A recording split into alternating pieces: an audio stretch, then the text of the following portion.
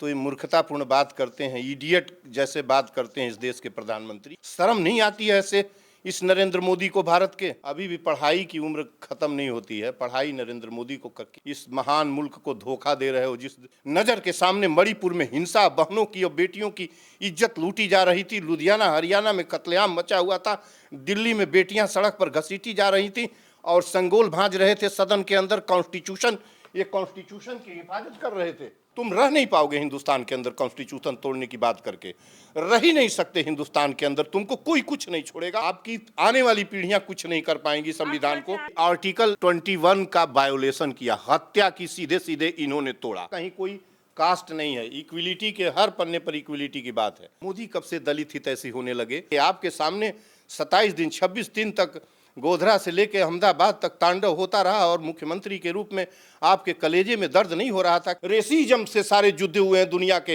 हिंदुस्तान में कभी रेसिज्म का युद्ध नहीं हुआ। अयोध्या में आके आप दीपक जला रहे थे, लाखों लाखों न जाने कितने करोड़ बहा के गए हैं, कह रहे हैं चंदे का पैसा है। चंदा इनके किसके बाप के घर से आया है? चंदा चोरी का पैसा। मुझे घर में नजरबंद किया गया था।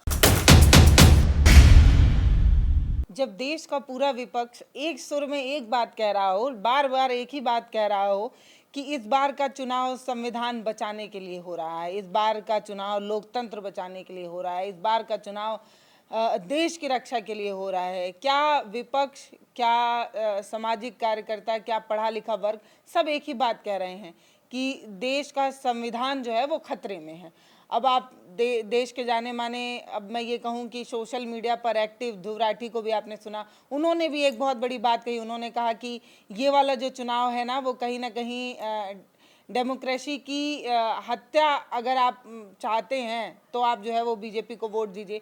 जब उनसे पूछा जाता है कि कोई और विकल्प बताइए बीजेपी के अलावा, बीजेपी नहीं तो कौन, तो वो कहते हैं किसी और को दे दिए, बस बीजेपी को मत दीजिए।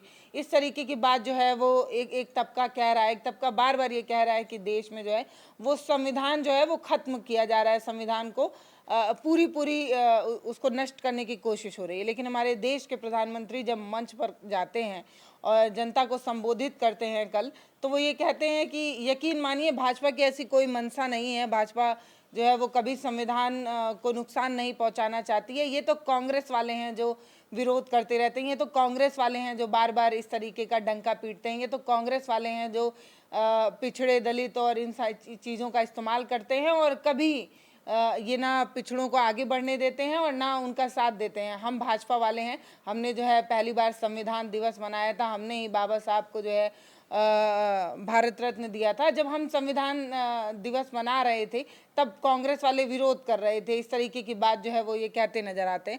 और वो कहते हैं कि आप लिख कर ले लीजिए, मोदी जी के लाइन को मैं कोट करी, वो कह रहे हैं आप लिख कर ले लीजिए, आप मेरे वचन को नोट कर लीजिए, हम जो है वो संविधान को नहीं बदलेंगे। इस तरीके की बात प्रधानमंत्री ये कहते हैं, बड़े मन से कहते हैं और खूब तालियां बजती हैं गड़गड़ाहट में। तो हम पूर्वांचल गांधी जी के पास हैं, संपूर्णानंद मल जी हमारे साथ, आप बार बार संविधान की बात करते हैं, तो एक बात बताइए, आपको इस बात में कितनी सच्चाई लग रही है जब देश के प्रधानमंत्री ये कह रहे हैं कि हम तो संविधान बदल ही नहीं रहे हैं, संविधान के सबसे बड़े हितैषी तो हमने हैं, हम ही हैं, हम ही बाबा साहब को भारत रत्न दिए, हमने ही पहली बार संविधान दिवस मनाया, हम ही तो रक्षा कर रहे हैं, बाकी ये जो कांग्रेस वाले हैं वो तो संविधान को बर्बाद करने पे तुले थे, हमने बचाया है।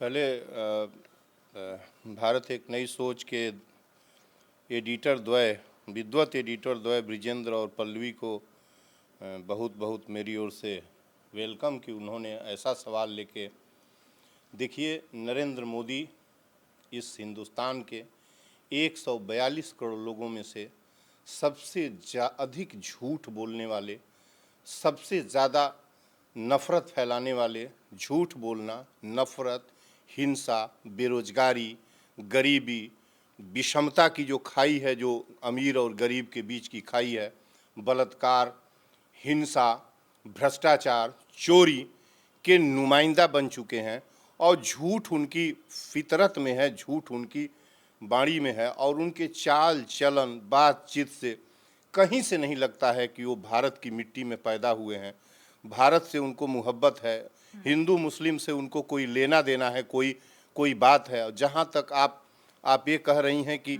ये कह देते कि संविधान हम ही ने बनाया है, ये कहने में, ये सेंटेंस छोड़ दे क्यों छोड़ दिए मोदी और अरे नहीं उन्होंने आप ये लाइन कोट की कि संविधान हम क्या, अगर बाबा साहब खुद आ जाएं तो वो भी नहीं बदल ये सकते हैं। अतिशयोक्ति हुई कि नहीं। कल तक इस देश में कोलाहल मैं नहीं, सेंटीमेंट का कोलाहल चारों ओर था, मचा हुआ था सेंटीमेंट की संविधान बदल देंगे, और हिंदू राष्ट्र का एक कोलाहल चारों तरफ फैला हुआ था। इनके धीरेन्द्र, ये जो आपका ब्रह्मचारी है, ये जो है शास्त्री, धीरेन्द्र शास्त्री, और तमाम इनके जो बेलगाम छूटे हुए लोग थे, जिनकी स्कूलिंग छोड़ दें, जिनकी कॉलेजिएटिंग छोड़ दें, स्कूलिंग भी ठीक से नहीं हुई है, ये राष्ट्र और हिंदू राष्ट्र बनाने लगे। भारत जैसा मुल्क जो सीना चौड़ा हो जाता है, जब से सभ्यताएं उदित हुई हैं तब से भारत उदित है धरती पर। भारत बना हुआ है। तमाम सभ्यताएं जैसे यूनान, मिस्र, ये सब मिट गए। आज कोई इटली बन गया, रोम कुछ बन गया, लेकिन भारत जैसे था भारत उसी तरीके से है। तो भारत से इनका पेट नहीं भरा, ये हिंदू राष्ट्र बना रहे थे और ये संविधान तोड़ रहे थे। साउथ से लेके, हम साउथ वाले का वो अभी संविधान तोड़ा नहीं है उन्होंने, वो नहीं, कह रहे हैं कि नहीं, वो संविधान को हमने बचाया है भाई। कल गाना गा रहे थे, कल तक मैं यही तो बोल रहा हूँ कि अभी चुनाव अब चल रहा है। चारों तरफ भारत में ये था, जन जान रहा था कि ये सत्ता में आएंगे तो संविधान तोड़ देंगे, फाड़ देंगे। जितने भी सांसद भरे मन से ये कहते हैं कि हमें 400 पार का वोट दीजिए, राज्यसभा में 2/3 बहुमत दिलाइए, हम संविधान बदलेंगे। ये कहाँ से कानून कांग्रेस ले आई थी उसको हटा देंगे। जी, ये कहाँ से सपने में इनको आ गया। और एक तरफ तो इनको पढ़ना लिखना चाहिए, चूंकि पढ़े लिखे नहीं है तो ये मूर्खतापूर्ण बात करते हैं, इडियट जैसे बात करते हैं इस देश के प्रधानमंत्री। ये कोई बात होती है? पढ़ना चाहिए। हिंदुस्तान को आप जो है मिट्टी में मिलाते चले जा रहे हैं, झूठ बोलकर, नफरत फैलाकर।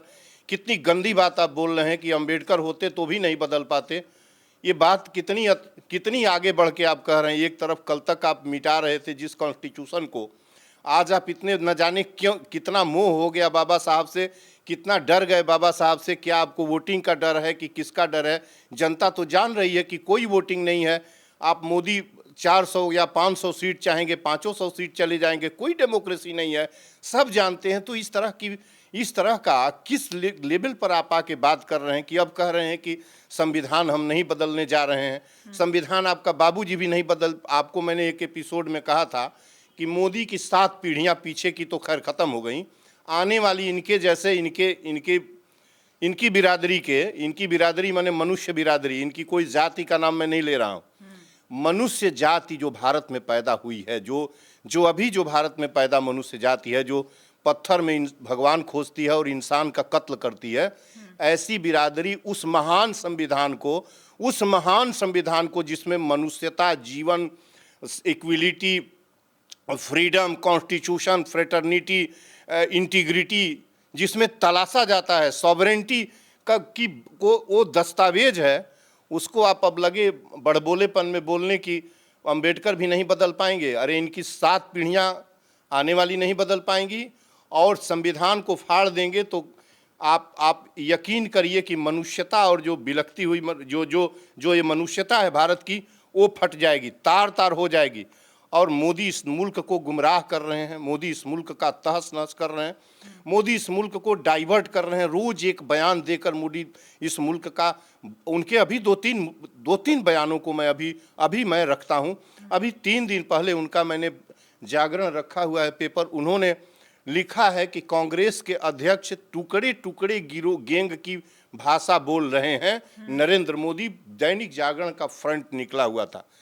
उस व्यक्ति पर इल्जाम लगा रहे हैं जिस व्यक्ति का जीवन टुकड़े टुकड़े नहीं, जिस व्यक्ति का जीवन मल्लिकार्जुन खड़गे का जिनका जीवन एकता के लिए, जिनके जीवन में इस तरह का कोई इल्जाम कोई खड़ा नहीं कर सकता। नरेंद्र मोदी, अकेले नरेंद्र मोदी हैं हिंदुस्तान के जो मल्लिकार्जुन खड़गे पर इस तरह का गंदा सा बात बयान छापे हुए, जो नरेंद्र मोदी के हृदय के अंदर जो कटकती हुई बात उठती है, जो धड़कन और ज्वाला उठती है, उसको उगल देते हैं दूसरे का नाम लेकर। शर्म नहीं आती है ऐसे इस नरेंद्र मोदी को भारत के, कि क्या ये खड़गे को कह रहे हैं कि टुकड़े टुकड़े गैंग, तो ये करते हैं हिंदुस्तान का और आपको बता दूं कि आपको लगता होगा यदि सारे गेम इसी तरीके से चलते रहे, इसी तरीके आपको से क्यों लग रहा है कि मोदी जी जो है उनकी मंशा जो है वो संविधान बदलने की रही है, उनका जो इरादा है वो संविधान बदलने का ये रहा है? कुछ वो कह रहे हैं सम्मान तो हमने दिलाया, बाबा साहब को किस भारत रत्न देने की बात हो तो हमने दिलाई थी, कहाँ कांग्रेस दिला पाई थी भारत रत्न, इनका हमने मैं वो दिलाया बात था। अब सुन रहा था एक कई बयान अभी कहीं स्टेज पर दे रहे थे कि इन्होंने अंबेडकर को सम्मान दिया, पहली बार कांग्रेस ने अंबेडकर को सम्मान नहीं दिया और अंबेडकर कल ही को बोल रहे थे आंध्र प्रदेश में। और जो है पटेल जी को भी सम्मान कांग्रेस ने नहीं दिया, पटेल जी का असम्मान जब किया हमारा गया। गठबंधन हुआ था उनसे तब हमने जो है वो कहा था तब ये नरेंद्र मोदी ये बात कहता है, इस नरेंद्र मोदी जैसा व्यक्ति जिसको पढ़ना चाहिए, मैं बार बार कहता हूं कि नरेंद्र मोदी का अभी भी पढ़ाई की उम्र खत्म नहीं होती है। पढ़ाई नरेंद्र मोदी को क्या धोखा, और इस महान मुल्क को धोखा दे रहे हो। जिस जगह पर कबीर, जिस जगह पर बुद्ध, कबीर, नानक, रहीम, विवेका गांधी, सावित्री बाई और एपीजे अब्दुल कलाम और जितने भी अंबेडकर, भगत सिंह जैसे व्यक्ति हुए जो सत्य और शहादत के लिए, शहादत पर अपना जीवन रख दिए, उसमें तुम नरेंद्र मोदी इस तरह का झूठ बेफिजूल की बात करते हो। आपको क्यों लग क्यों रहा है क्यों वो नहीं गलत लगेगा? सोच रहे हैं? इसने अपने पिता की हत्या करके हिंदुस्तान की बागडोर संभाली है। इसने, नरेंद्र मोदी ने अपने पिता का मर्डर करके, जब मैं पिता की बात करता हूं तो अडवाणी जी की बात करता हूं। अडवाणी जी भारतीय जनता पार्टी के फाउंडर मेंबर हैं। अटल जी अटल जी तो हैं नहीं, अडवाणी जी हैं। जब तुमको इतना ही सम्मान देना होता प्राइम मिनिस्टर महोदय, जो थोड़ा पढ़ना चाहिए। हम ये कहते हैं कि बिना पढ़े कोई बात, शर्म नहीं लगती ये बात कहने में कि जिस दिन सत्ता में आना था वही अडवाणी जी टुकुर टुकुर ताक रहे थे मंच के तरफ और तुमने उनके तरफ ताका नहीं। और मंच से दूसरी बार तो उनकी जो दशा हुई, दूसरी बार शपथ ग्रहण के समय दुनिया ने देखा, तब आपको नहीं आई सम्मान देने का बताओ। उसी अडवाणी जी को आपने भारत रत्न दिया है। ये काल नियमी हैं, ये लोमड़ी हैं, ये वह चतुर व्यक्ति हैं, वह चालाक व्यक्ति हैं जो सत्ता में बने रहने के लिए, सत्ता में आने के लिए इन्होंने जो काम किया, हम लोग सभी उनके साथ थे। इनको, कांग्रेस को हटा के इनको सत्ता में वेलकम किया गया था। 71% लोगों ने इनका वेलकम किया था और मैं इनके वेलकम में था। जिस नगर में बैठ के मैं गांधीवादी तरीके से बात करता हूँ ना, मैं इनका टी पर चर्चा का मैंने स्पॉन्सर किया था। एक पत्रकार ने मेरे जिम्मे छोड़ा था 6,000 रुपया। मैं बार बार कहता हूँ कि मुझे कदाचित पता होता कि इस तरह का ये आदमी निकलेगा, तो मैं इस तरह के धूर्त और झूठे और हिंसक व्यक्ति को, पूरा कैरियर इनका हिंसा में बदला हुआ है। हिंसा के इल्जाम लगते रहे हैं, गुजरात से लेकर दिल्ली पहुंच गए और नज़र के सामने मणिपुर में हिंसा, बहनों की और बेटियों की इज्जत लूटी जा रही थी। लुधियाना हरियाणा में कत्लेआम मचा हुआ था। दिल्ली में बेटियां सड़क पर घसीटी जा रही थी और संगोल भांज रहे थे सदन के अंदर। ये कॉन्स्टिट्यूशन की हिफाजत कर रहे थे। कॉन्स्टिट्यूशन तोड़ चुके यहाँ, और कॉन्स्टिट्यूशन इनकी 7 पीढ़ियां नहीं कॉन्स्टिट्यूशन को। और मोदी के पास अब इससे अधिक क्या रह गया है कि हाँ, हम कॉन्स्टिट्यूशन को तोड़ने नहीं जा रहे हैं, हम आपको विश्वास दिलाते हैं, शपथ खाते हैं। ये तुम शपथ नहीं, शपथ खा लो कि हम कॉन्स्टिट्यूशन तोड़ेंगे। तुम रह नहीं पाओगे हिंदुस्तान के अंदर कॉन्स्टिट्यूशन तोड़ने की बात करके, रह ही नहीं सकते हिंदुस्तान के अंदर। तुमको कोई कुछ नहीं छोड़ेगा, कॉन्स्टिट्यूशन में यूं ही खत्म हो जाओगे। कॉन्स्टिट्यूशन की देन है कि तुम आज सत्ता में इस तरीके से हिंदुस्तान के अंदर झूठ बोल रहे हो, नफरत फैला रहे हो, बेरोजगारी और गरीबी का तूने आग लगा के रख दिया है। महंगाई से मुल्क धू धू जल रहा है और आप एक के बाद सुगाफा कर रहे हैं। आपने तो दिया है अडवाणी जी को भारत रत्न। अडवाणी जी के दिल से पूछिए कि उस भारत रत्न का क्या मतलब है। और अडवाणी जी के दिल के लिए मैंने भी रिकमेंडेशन 3 साल पहले पत्र प्रेसिडेंट हाउस में मेरा पढ़ा है जी, मेरा पढ़ा है पत्र प्रेसिडेंट हाउस में। तो अडवाणी जी को, और अच्छा काम आपने किया, लेकिन वो काम भी करना चाहिए था ना।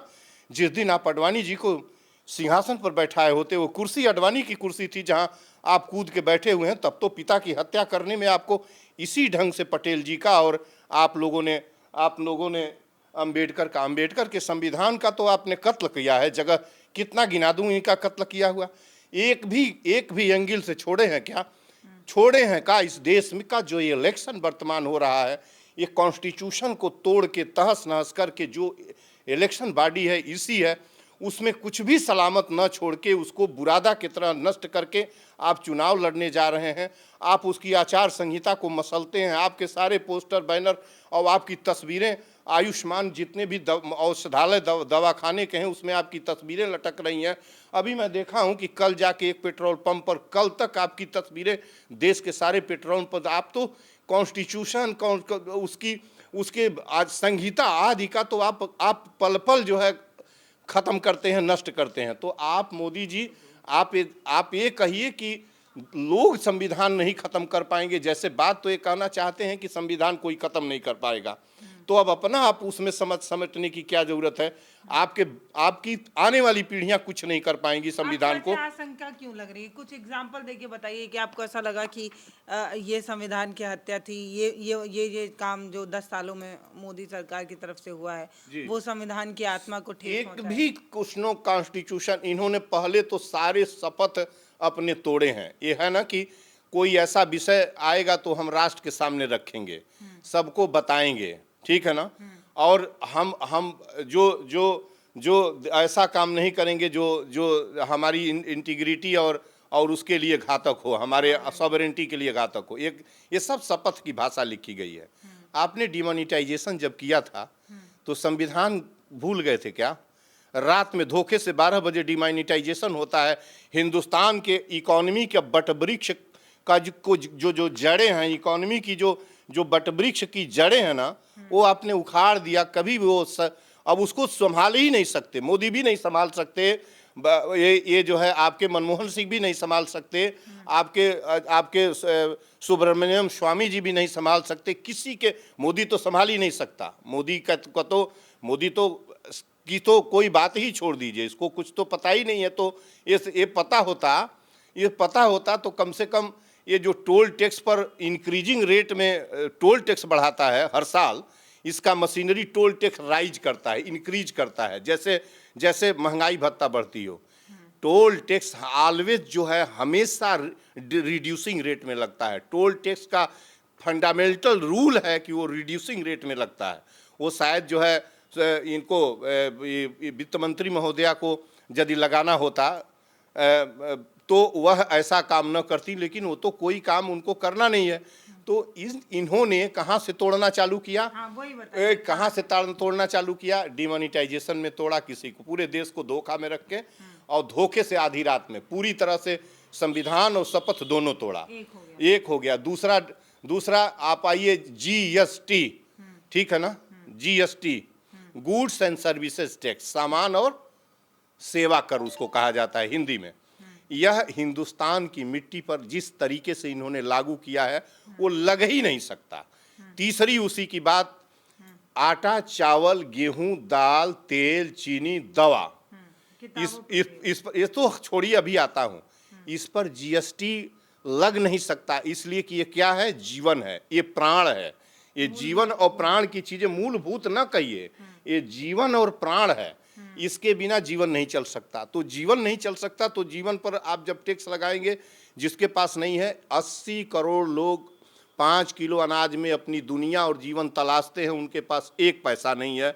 22 करोड़ लोगों के पास एक नए पैसे नहीं है, जिन्हें कुपोषित कहा जाता है। 102 करोड़ लोग बताइए अपना जीवन कैसे चलाएंगे? चीनी, तेल, दाल, दवा कहाँ से खरीदेंगे? भीख मांग लेंगे गेहूं किसी के यहाँ से, इनका 5 किलो अनाज मिल जाएगा, 5 किलो चावल मिल जाएगा, वो किस पर बदकाएंगे, कहाँ खाएंगे? उसी पैसे में कैसे उन 102 करोड़ लोगों की दुनिया चलेगी? इन्होंने क्या किया कि ये आर्टिकल 21 का वायोलेशन किया, हत्या की सीधे सीधे इन्होंने तोड़ा।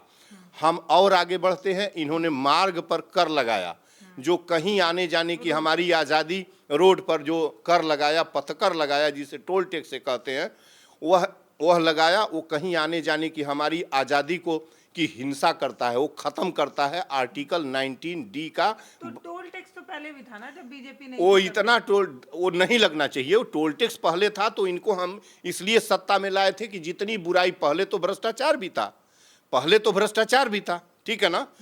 प्रॉमिस करके आए थे ना कि हम भ्रष्टाचार, इसी पर ये सत्ता में आए ना कि काला धन लाएंगे, भ्रष्टाचार खत्म करेंगे, बेरोजगारी दूर करेंगे। प्रॉमिस तो 2 करोड़ रोजगार देने का पर एनम किए थे, लेकिन छोड़ दीजिए। और पहले भी था, ये छोड़ दीजिए, आप उसको मिटाने आए थे। 10 रुपये 15 रुपये जहाँ टोल टैक्स लगता था, वहाँ 120 रुपये टोल टैक्स लग रहा है, 25 रुपये लग रहा है। पहले टोल टैक्स आप जाइए लेके आपके पास पैसे नहीं है तो किनारे से जाइए लेन से और कुछ कह दीजिए तो टोल पर बैठा हुआ आदमी गाड़ी जाने देता था कि हम विद्यार्थी हैं, हम ये हैं, हम यहाँ रिसर्च करते हैं। मैं डीयू में जब रिसर्च कर रहा था तो मैं कई बार जो है जो मिर्ज़ापुर के तरफ जब सर्वे में गया था तो तमाम जगहों पर इलाहाबाद से आगे निकल कई बार हमने टोल पर यह करके इस लखनऊ मार्ग पर हमने कई बार टोल नहीं दिया है और टोल महसूस नहीं होता था। टोल महसूस हो या ना हो, टोल पथकर वह मेरा अधिकार आप वायोलेट कर रहे हैं पथकर लगा के, जो हमको माँ से मिला है। माँ से हमको क्या मिला है? खाना खाना, बोलना और चलना। ये माँ हमको जन्म देने के साथ हमको देती है। और तुम्हारी गुंडों की जमात, तुम कर क्यों लगाते हो मार्ग के ऊपर? किसने कहा कि इस तरीके का हेवी टैक्स लगा दो मार्गों के ऊपर कि हम मुश्किल से यात्रा भी न कर पाएं? तो इन्होंने वो वायोलेट किया। इन्होंने एनईपी 2020 में आइए, उसके थोड़ा सा पहले इन्होंने कृषि कानून इन्होंने बनाया।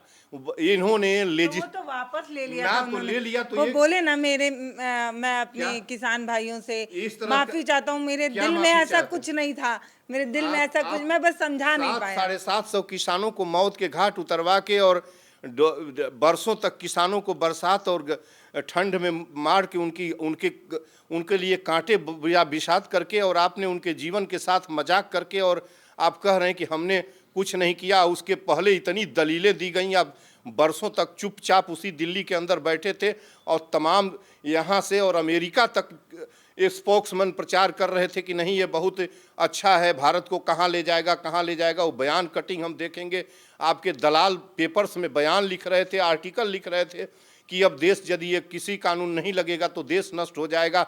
ये सब पढ़े हैं आप? धूर्त हैं कि आपको पढ़ना लिखना चाहिए। आपने टेंडर और जो है खेती जो ठेके की खेती है जो वो आपने लागू करने का काम किया था।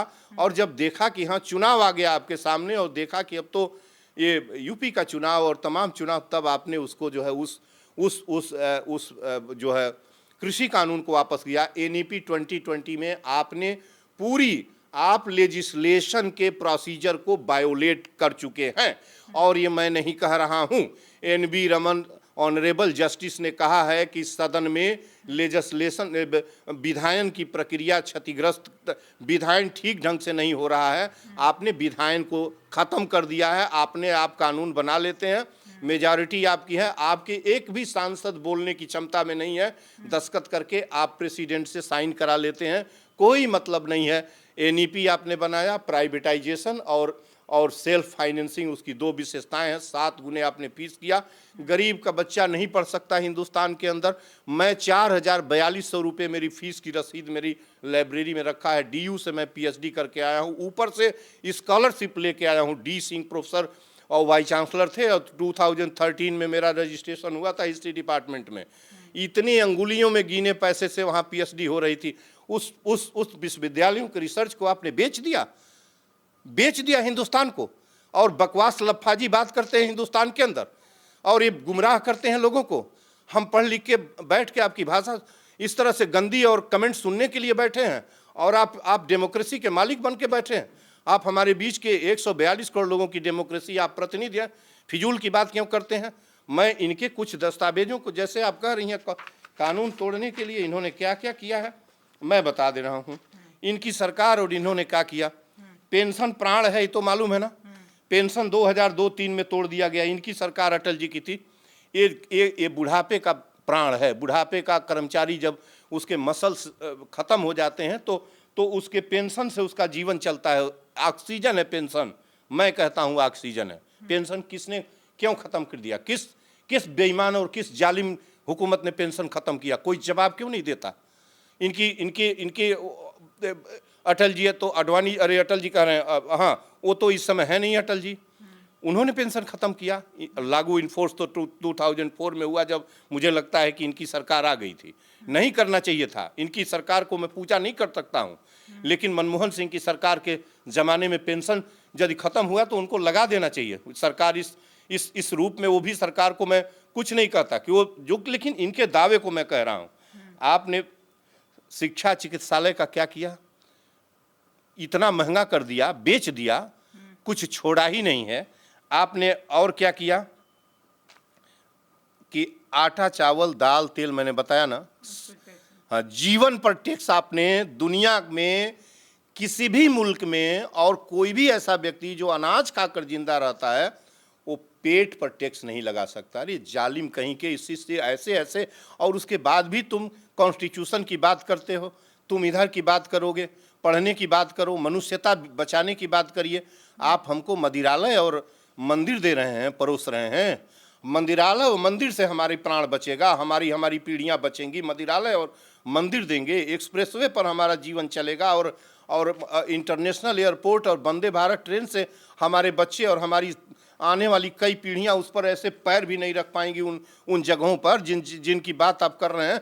हमारे पेट पर टैक्स लगा के, हमारे चलने पर टैक्स लगा के, जीएसटी लगा के, टोल टैक्स लगा के, डीजल पेट्रोल सीएनजी 100 रुपये 50 रुपये का माल 100 रुपये में बेच के ईस्ट इंडिया कंपनी जैसे यहाँ व्यापार करती थी, वैसे इस देश का प्रधानमंत्री अकेले इस देश में व्यापार करता है। इसकी सत्ता कुछ सत्ता रह गई है क्या? ये तो हिंदुस्तान को सताने की सत्ता है। एक एक इनके कारनामे, इनका मैं कितना करूं। शराब मदिरालय में बदल दिया भारत को, बलात्कार का मुल्क बना दिया भारत को, आरटीआई को वीक कर दिया। आरटीआई एक स्ट्रांग एलिमेंट था, इसी को आप निगल गए। अब ईडी को देखिए, ईडी को करके आप क्या कर रहे हैं। कॉन्स्टिट्यूशनल बॉडी है, सब बनी बनाई पार्लियामेंट विधान करके बनी हुई व्यवस्था, उनको आप जेब में लेके घूम रहे हैं। इलेक्टोरल बॉन्ड करके आपने वो कांड कर दिया। आपने पहली बार इलेक्टोरल बॉन्ड आपकी सरकार ले आई और उस बॉन्ड के पीछे से आपने 6,000 करोड़ तो लिया, 6,000 नहीं, ये 6 लाख करोड़ रुपया लेके डुबाया होगा हिंदुस्तान का। ये तो वो है जो बॉन्ड के रूप में ले लिया। और डीमोनिटाइजेशन का पैसा कहाँ गया? कोई पूछने वाला है कि डीमोनिटाइजेशन, इनफैक्ट वो पैसे कहाँ गए? यदि आपने वो पैसे मार्केट से बाहर कर दिए, ब्लैक मनी नहीं थे सारे पैसे, तो पैसा कहाँ गया? ये तो सवाल ही नहीं है, डूब गया।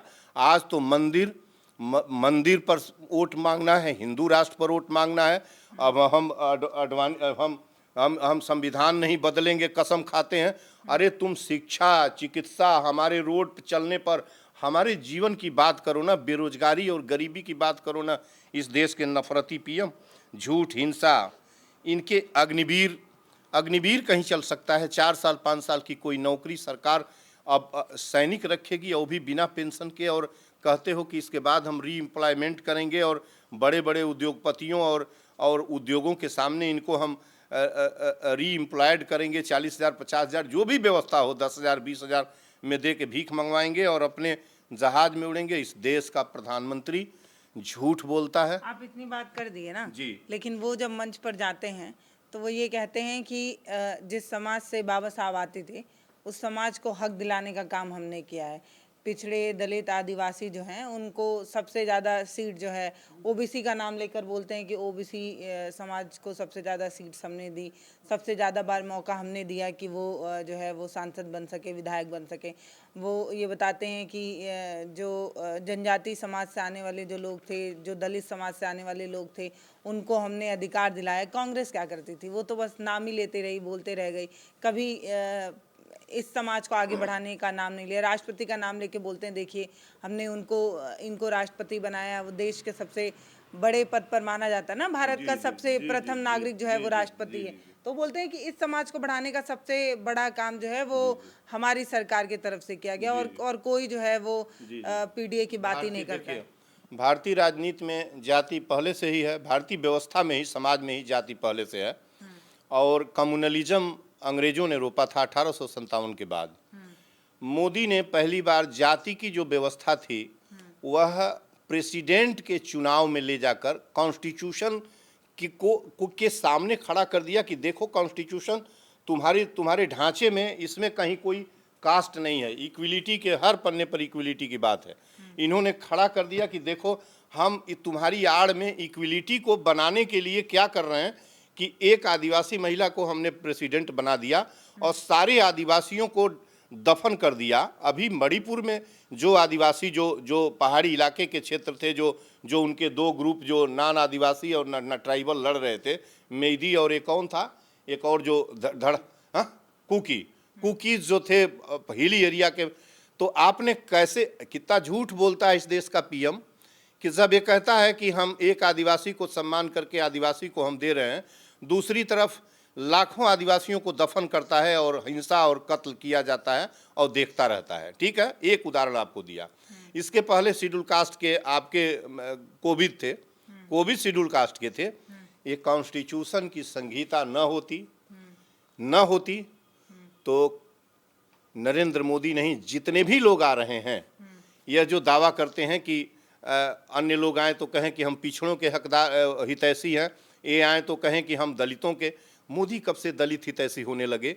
और हमें ये बता दीजिए कि जो आरएसएस के वर्कशॉप से निकला व्यक्ति है, आरएसएस के वर्कशॉप से निकला व्यक्ति है, वो दलित का कितना, पिछड़ा का कितना, वो क्या करेगा? वो तो अनडेमोक्रेटिक एक इंस्टीट्यूशन अपने उदय काल से हिंदुत्व के एजेंडे को लेके उसका तो इम्पीरियलिज्म और जो है ऑटोक्रेसी उसके नेचर में है, उसी के ब्रांड एम्बेसडर निकले हुए नरेंद्र मोदी हैं। ये झूठ और छद्म लोगों को क्यों ये उसको बताएं जो पढ़ा लिखा नहीं है। और आप जो कह रही हैं कि वो बता रहे हैं, तो उनकी नेशनल मीडिया है, सभी मीडिया उनकी बात को कानों तक आपके बंद कर देती है। हमारी बात भी वो मीडिया उदार होते तो कहते कि इस डॉक्टर की भी बात जरा लोगों तक पहुंचाइए और लोग कंपेयर करें कि हाँ ये क्या कह रहा है, मैं गलत कह रहा हूं तो थोड़ा दो चार जूते दिखानी चाहिए तो मैं संभलता कि हाँ कुछ गलत हो रहा है। लेकिन मोदी के लिए तो अब कोई सम्मान का जगह ही नहीं रह गया और इसने पाप की सारी पराकाष्ठाएं पूरी कर दी है। और इस हिंदुस्तान के लोग मोदी को वोट करें, जो जिसको मन हो करे वोट। हमको पता है कि वोट उसने 1000 रुपये और 5 किलो अनाज और सारी चीज़ें देके झूठ बोलकर उसने सबको वोट खरीद लिया है। ये चुनाव का कोई कुछ ऐसा इस तरह के का अर्थ नहीं है। तो मोदी जो जिस बात को आप बार बार कह रही हैं कि मोदी कह रहे हैं कि इन्होंने दलित का यदि मुझे खुलकर कहना हो कि मोदी प्रत्येक मंच पर कांग्रेस का नाम लेते हैं, मैंने अपने वीडियो में कभी भी आपको फिर बता रहा हूं, सुनने वालों को सैकड़ों वीडियो और 1 दर्जन से ज़्यादा आपका चैनल मेरा वीडियो किया है, एक भी वीडियो में कांग्रेस झुका हुआ, कांग्रेस की तरफ प्रो कांग्रेस का को झुकाव वाला कोई वीडियो दिखाएगा कोई, तो मैं उसकी बात को कंसीडर करूंगा और जो 2-4 बात कहेगा तो सुनूंगा। लेकिन आज मैं अपनी बात, चूँकि मैं हिस्ट्री का स्कॉलर हूं और दिल्ली यूनिवर्सिटी का स्कॉलर हूं, मैं कहना चाहता हूं कि जब से कांग्रेस का उदय हुआ है, इकलौता दल इस हिंदुस्तान के अंदर कांग्रेस है। आज भी इकलौता दल है कि जहां यदि कम्युनलिज्म और कास्टिज्म का कोई नाम लेने वाला नहीं है तो वो कांग्रेस है। वो धूल में मिल जाए, वो मिट्टी में मिल जाए, उसका कोई भी लीडर खत्म हो जाए, और यदि राष्ट्रवाद की, सच में राष्ट्रवाद की परवाह करने वाला है, जिसको परिवारवाद का लेबल लगता है, तो अकेले वो परिवार भी है। इसमें कोई दो राय नहीं है कि वो परिवार भी नहीं है। राजीव गांधी इसलिए मारे गए कि अलगाववादी लिट्टे चरम पर हो रहा था। इंदिरा जी इसलिए मारी गई कि भिंडरवाला खालिस्तान के मांग के लिए उग्र चरण पर पहुंचा हुआ था। उसकी पीढ़ियां शहादत में हिंदुस्तान में गई हैं। और ये लोग आए हुए जिन लोगों ने हिंदुस्तान को न जाने क्या क्या करने का, मेरी किताबों में झांकेंगे ये लोग, बेईमान लोग, झूठे लोग। इस लाइब्रेरी में 2200 पुस्तकों में वो दस्तावेज रखा हूँ जहाँ ये लोग वेलकम कर रहे थे। क्विट इंडिया मूवमेंट में वेलकम किया जा रहा था, अंग्रेजों को इन्वाइट किया जा रहा था और क्रश कहा जा रहा था कि इस बगावत को क्रश कर दो, इसमें जरा सा भी दम नहीं है। ये काम हो रहा था। और उसी समय इलेक्शन में इन लोगों ने बंगाल और उधर देखिए कि मुस्लिम लीग के साथ मिलकर सरकारें बनाई थी। ये बात करेंगे, ये बात क्या करेंगे? ये झूठ बोलते हैं। ये नरेंद्र मोदी का जो कद है ना, उस पूरे कपड़े में, उसके प्रत्येक धागे पर झूठ, उसके प्रत्येक वर्ड में झूठ, इशारे कहीं, निशाना कहीं, बात कहीं। सत्ता का भूख प्यास से लिपटा हुआ उस सत्ता का, जिस सदन को इरविन ने बनवाया था और जिस सदन की पहली प्रोसीडिंग में ही इरविन ऊंची कुर्सी पर बैठा हुआ था, विट्ठल भाई प्रोसीडिंग कर रहे थे, उसका गैस गायब हो गया उस इरविन का। और उस सदन में बटुकेश्वर दत्त और भगत सिंह ने बम फेंका था। वो सदन इनके लिए बहुत पूजनीय और बड़ा चीज होगा। मैं जानता हूं कि नरेंद्र मोदी हिंदुस्तान के सबसे बड़े झूठ बोलने वाले, मानसिक रूप से सबसे बड़े क्रिमिनलाइज्ड मस्तिष्क के आपके सामने 27 दिन 26 दिन तक गोधरा से लेकर अहमदाबाद तक तांडव होता रहा और मुख्यमंत्री के रूप में आपके कलेजे में दर्द नहीं हो रहा था कि बच्चे और किसी के उनके चेहरे पर, उनके शरीर पर कुछ लिखा नहीं हुआ, चाहे वो हिंदुओं के जलाए गए हों, चाहे वो मुसलमानों के साथ क्या हो रहा था, बिल्किस बानो की केस में क्या हो रहा था, वो बेटी किसी की, इनकी बेटी बहन नहीं थी क्या? इनके पाप का घड़ा धीरे धीरे पूरा होता जा रहा है। और यह मोदी का, अरे अब यह इस कॉन्स्टिट्यूशन का कसम खाएं कि हम नहीं खत्म करने जा रहे हैं, कुछ भी ये कसम खाएं, ये कहें कि भारत राष्ट्र हमारे कलेजे का प्यारा है, लेकिन अब ये उस महापाप से इन्होंने हिंदुस्तान को कमज़ोर करने की हर पल कोशिश की है, मनुष्यता को मारने की कोशिश की है, जीवन सबका संकट में है। और मैं बिल्कुल इनके सारे जो भी इनके बयान और जो भी इनके, इससे मैं बिल्कुल मैं इनसे सहमत नहीं हूँ। इनकी बातों से मैं बिल्कुल इनकी बातों का विरोध करता हूँ। और मैं फिर कहता हूँ कि अभी भी वक्त है इस हिंदुस्तान को बचाने की कोशिश किया जाए। हिंदुस्तान गलत जगह पर जा रहा है, दुनिया की ताकतें हिंदुस्तान की तरफ गलत निगाह से देखना चालू की है। अमेरिका और ब्रिटेन के ऐसे कमेंट्स आ रहे हैं कि भारत जिसको तुम मदर ऑफ डेमोक्रेसी कहते हो, उस पर अंगुली उठाई जा रही है कि यहाँ डेमोक्रेटिक वैल्यूज को डाइल्यूट किया जा रहा है, उसकी हत्या की जा रही है, मनुष्यता को मारी जा रही है। मणिपुर के मामले पर अमेरिका कमेंट कर रहा था, क्या ये हमारी सॉवरेंटी कमजोर नहीं हो रही है? क्या ये नरेंद्र मोदी को सोचना नहीं चाहिए कि इनके वजह से हो रहा है? नहीं तो ये लोग कैसे बोल सकते हैं जिनका पूरा अतीत, दुनिया के पूरे देशों का अतीत, मैं हिस्ट्री का स्कॉलर हूँ, रेसिज्म का है। रेसिज्म से सारे युद्ध हुए हैं दुनिया के, हिंदुस्तान में कभी रेसिज्म का युद्ध नहीं हुआ। अंग्रेजों के आने के पहले एक युद्ध बता दीजिए रेसिज्म का, एक कॉन्फ्लिक्ट बता दीजिए तो मैं समझ लूँगा कि मेरी पढ़ाई बेकार है। लेकिन अभी भी इनके पास वक्त है, अभी भी मिलजुल के रहें। और इस मिल के रहने में क्या हर्ज है? सत्ता कि तुमको इतनी सत्ता की भूख है कि सत्ता के लिए मनुष्यता को दाव में लगा दोगे, सत्यता के लिए सत्य को ही नीलाम करने पर तुले हुए हो। अब तुम आज ये बात जब तुम ये कहते हो कि हम संविधान नहीं तोड़ने जा रहे हैं, शपथ ले रहे हैं, इसका मतलब कि तुम्हारे ऊपर ये इल्जाम था कि संविधान तुम तोड़ोगे। और तुम नहीं, तुम्हारी पीढ़ियाँ नहीं, तुम्हारी कई पीढ़ियाँ, मेरी जैसे न जाने कितने की पीढ़ियाँ सल गड़ जाएंगी। हिंदुस्तान की विरासत, हिंदुस्तान की मिट्टी, और हिंदुस्तान पहला मुल्क है जिस बनारस में जाके इन्होंने 10 सालों के अंदर जिस बनारस में, जो दुनिया का ऐसा सांस्कृतिक धरोहर का नगर है, जहां जो काशी जिसको जाना जाता था, काशी प्रांत से जाना जाता था, उसी बनारस में हिंदुस्तान का पहला उपदेश शांति और अहिंसा और एकता और इंटीग्रिटी का उपदेश, समन्वय का उपदेश बुद्ध दे रहे थे, शांति का उपदेश दे रहे थे बुद्ध। उसी जगह से वहाँ वो सत्य की नगरी राजा हरिश्चंद्र की नगरी है, वो कबीर की नगरी है, प्रेमचंद की नगरी है, तुलसी की नगरी है, वो रैदास की नगरी है, वो बिस्मिल्लाह खां की नगरी है। गंगा वहाँ बहती है जहाँ जिस धार में मुसलमान हिंदू दोनों डुबकी लगाते हैं। आप गए हैं तो वहाँ जो है ज्ञान बापी का इशू चालू हो गया, खुदाई होने लगी, नफरत में बनारस को भी बदल दिया। मैं 1 मई को चलूंगा, मजदूर दिवस है बनारस के अंदर, और बनारस के अंदर देखता हूं इनका नफरत कितना चलता है। मजदूर दिवस के दिन इनके सारे इनके अत्याचारों का आज मेरा ज्ञापन मैंने ऑनरेबल प्रेसिडेंट को और ऑनरेबल प्राइम मिनिस्टर को मैंने भेजा है। ऑनरेबल प्राइम मिनिस्टर, जब मैं ऑनरेबल कहता हूं तो इन्हीं के लिए कहता हूं, लेकिन जब मैं इंडिपेंडेंट बात करता हूं तो इनके सारे नफरत हमारे जेहन में उगने लगते हैं। व्यक्तिगत तौर पर मेरा कोई इनसे नफरत नहीं है, और इस शहर में इनके सत्ता के लिए मैंने वेलकम किया था। सत्ता में आए थे तब मैं सोचता था कि हिंदुस्तान अपनी पटरियों पर आ जाएगा। हिंदुस्तान को आपने कहाँ खड़ा कर दिया? क्या छोड़ा है हिंदुस्तान के अंदर? हम एक्सप्रेसवे खाएंगे, हम इंटरनेशनल एयरपोर्ट खाएंगे, हम जो है वंदे भारत, हमारी सारी ट्रेनें आपने तहस नहस कर दिया, हमारे सारे जीवन को ही दांव पर लगा दिया, बेच दिया। और आप झूठ बोल रहे हैं, गुमराह कर रहे हैं लोगों को। अब आप बेरोजगारी पर, शिक्षा पर, अशिक्षा पर बात क्यों नहीं करते? कितने लोग, बच्चों का 22 करोड़ लोगों में से 60-70% बच्चे हैं जिनकी कड़ाही में तेल नहीं है, बच्चों के पास कुछ नहीं है, उनके खाने की व्यवस्था की बात नहीं सोच रहे हैं।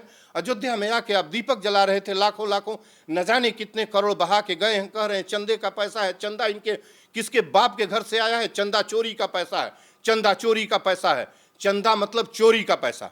चोरी के पैसे के चंदे से आप बात बना रहे हैं। पता है ये जो बात डॉक्टर संपूर्णानंद जी कह रहे हैं, जैसे इन्होंने बताया कि इतने बच्चे हैं जो कुपोषित हैं, ये सब बात जो है वो लगातार कई रिपोर्ट्स में हमारे और आपके बीच में आती रही है, लेकिन कभी भी उन रिपोर्टों की चर्चा होती ही नहीं है। कभी ये बताया ही नहीं जाता है कि 12 से 24 माह के बच्चे हैं जो 24-24 घंटे भूखे रह जा रहे हैं, उन्हें भोजन नहीं मिल पा रहा। ये सब रिपोर्ट्स है, ये सब सामने आता है। हम तब डंका बजाते हैं, हम तब अपना सीना चौड़ा करते हैं जब किसी विदेशी अखबार में मोदी जी की कोई तारीफ छप जाती है, जब किसी बड़े अखबार में भारत के बारे में कोई तारीफ छप जाती है, तब तो हम बड़ा डंका बजाते हैं। हमारे बड़े पत्रकार जो है वो उसको बड़े बड़े स्क्रीन पर दिखा दिखा कर आपको बताते हैं कि देखिए फला रिपोर्ट में ये निकला है, भारत की तारीफ में फला। लेकिन ये कभी नहीं बताते कि भारत में जो पत्रकारिता का स्तर है वो लगातार गिर रहा है, भारत के पत्रकारों पर अब विश्वसनीयता नहीं रह गई है। इस तरीके की चीज़ें अब कभी नहीं बताई जाती। ये कभी नहीं बताया जाता कि विदेश के जो पत्रकार लोग हैं या विदेश के वो तमाम बुद्धिजीवी लोग जो भारत में ये कह रहे हैं कि भारत जो लोकतांत्रिक देश है वो अपने मूल्यों को खो रहा है, इस सारी चीज़ों पर कभी चर्चाएं नहीं होती और कभी नहीं बताया जाता कि इस तरीके की रिपोर्ट्स भी भारत के बाहर छप रही है और इस पर भी चिंता जताया जा रहा है। ये सब आपको कभी बताया नहीं जाएगा। क्यों? क्योंकि ये वही लोकतंत्र है जिसमें पहले तो सबकी आवाज़ सुनी जाती थी, लेकिन आजकल आवाज़ दबाने वाला लोकतंत्र बनता जा रहा है, जिसमें जो सही बोलने वाले लोग हैं उनको ना तो सुनना पसंद करने वाले लोग बचे हैं और ना उनके बोलने के लिए माइक बची है कि वो कुछ बोल पाए। मैं एक बात और कह दूं कि दो बात और छोटे एक मिनट में करूंगा, खत्म कर दूंगा। आपने कहा है कि अब आवाज़ दबा दी जाती है। मैं इनका जब चुनाव आचार संहिता लग चुकी थी, जब चाय पर चर्चा इनका अपना कार्य सत्ता में आना था, एंट्री मारनी थी, तो गोरखपुर में वो काम मिला था। गोरखपुर की प्रशासन का एक पुलिस वाला हमको बैग नहीं, पुश बैग ढकेलने नहीं आया कि आपको इसको भगाओ यहाँ से, ये डैमेज करेगा, इसका इस तरीके से समझिएगा, जरा और ठीक से समझिएगा। उसके थोड़ा पहले 2 साल पहले इंडिया अगेंस्ट करप्शन में मैं अन्ना जी के साथ, केजरीवाल, किरण बेदी, स्वामी अग्निवेश सबसे हमारा संबंध था और उन पहला सामाजिक आंदोलन था जिसमें मैं भाग लिया था। देवरिया के सुभाष चौक पर बैठा था, रोज इन लोगों से बात होती थी। वहाँ पुलिस पीएससी की गाड़ी बैन लगाई गई थी, 8 दिन उस चौराहे पर मैं था। एक ने मुझे धमकाया नहीं या ना ढकेलने की, पीछे करने की कि भाग जाओ यहाँ से। कोतवाल आते थे और भी आगे बढ़ के बता दूं कि प्रत्येक दिन कलेक्टर, न्यूली कलेक्टर अपॉइंटेड थे, वहाँ मिस्टर सरोज थे। पहली बार तो कलेक्टर को हम समझे कि वो शाम को आते थे और पूछते थे कि कोई बात तो नहीं है अनशन के। इधर चौथे पाँचवें दिन जब बीपी बहुत डाउन हो गया, स्थिति बिगड़ गई, तो उन्होंने आके समझाया कि आप जो हमसे मांगना हो मांग लीजिए, लेकिन आप बैक हो जाइए। तो खैर वो बात अलग है। और लेकिन जब मैं 2 अक्टूबर को इसी आसरा आवास गरीबों के लिए, गरीब बच्चों के लिए जो पेशाब पानी में होकर अपने घरों में जाते हैं, जिनके लिए खाने का कुछ नहीं है, जिनके लिए वस्त्र नहीं है, आपका वीडियो दिखा रहा है कि उन बच्चों पर वस्त्र नहीं है, उनके लिए, उनके हिफाजत के लिए जब मैं 2 अक्टूबर 22 को इसी गांधी प्रतिमा पर बैठा था, 9 दिन अनशन चला था, पहले दिन ही मुझे अरेस्ट कर लिया गया था। इस मजिस्ट्रेट, शहर के मजिस्ट्रेट ने मुझे अरेस्ट करवाया था। इस हुकूमत में हम यकीन करेंगे। और जब मैं इनको काला झंडा, गोरखपुर में आए थे जुलाई में, अभी लास्ट जुलाई में इनका विजिट था 7 को, तो मैं 6 को प्रेस करके कहा कि इनको मैं मोदी को काला झंडा दिखाऊंगा। मुझे घर में नज़रबंद किया गया था। मुझे नज़रबंद जब ज्ञापन देने जा रहा था अभी वहाँ, तब नज़रबंद किया गया था। 22 जनवरी को जब ये अयोध्या में, इनका एक लीला बता दें, क्या कैसा नायाब आदमी, उसमें कौन सी अच्छी बात निकालें कि एक राम को एक लिए प्रधानमंत्री बौना राम लिए चला आ रहा है और गैलरी में सारे लोग, उसमें मोहन भागवत और सीएम योगी आदित्यनाथ से लेके सभी जो भूपति थे, जो रामचंद्र जी के सभी ठेकेदार, जितने भी हैं रामचंद्र जी के ठेकेदार, चुपचाप टुकुर टुकुर ताक रहे थे। और मोदी ऐसे जैसे कोई सिनेमा में कोई डान वगैरह चलता है उस तरीके से लेके, न कोई मर्यादा थी चलने में, न कोई शालीनता थी, न कोई ईश्वर के प्रति कोई भक्ति थी। न जाने क्या क्या हो रहा था, कौन सी वहाँ अयोध्या में बात हो रही थी। ऐसा मोदी, धन्य मोदी हैं। और मुझे कहने में अब कोई हद नहीं था कि इस हुकूमत को मैं पूरी